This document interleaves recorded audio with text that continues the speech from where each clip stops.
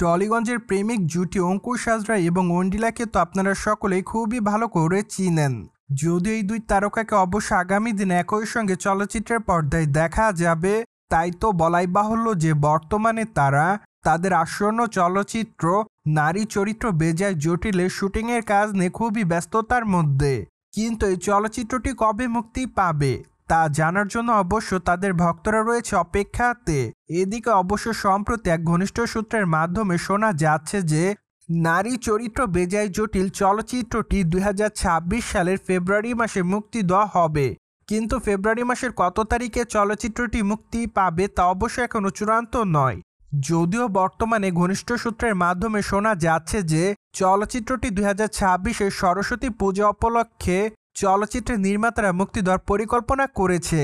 So যাই হোক, এখন শুধুমাত্র অপেক্ষার পালা, কেননা দেখা যাক চলচ্চিত্রটি আসলে যথাসময়ে মুক্তি পায় কিনা। এদিকে চলচ্চিত্রটি মূলত রোমান্টিক, কমেডি এবং ফ্যামিলি ড্রামা টাইপের হবে। তাই তো বলাই বাহুল্য যে এক চলচ্চিত্রের পর্দায় সকল কিছুই পাবে দর্শকরা, যার প্রেক্ষাপটে বর্তমানে তাদের এই চলচ্চিত্রটি দেখার জন্য অপেক্ষাতে তাদের ভক্তরা।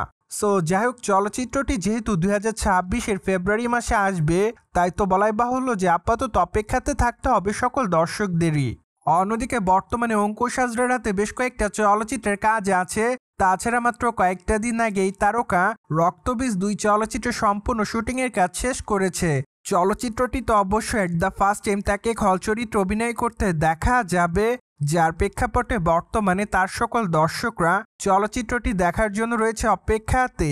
এমনকি এই চলচ্চিত্রটি 2025-এর দুর্গাপূজাতে মুক্তি পাবে। মোরওভার এর আগে অবশ্য অঙ্কুশ জানিয়েছিলেন যে তিনি আগামী দিনে মির্জা 2 চলচ্চিত্রের কাজে যোগদান করবে। তাছাড়া বর্তমানে অবশ্য চলচ্চিত্রের গল্প লেখার কাজ চলছে।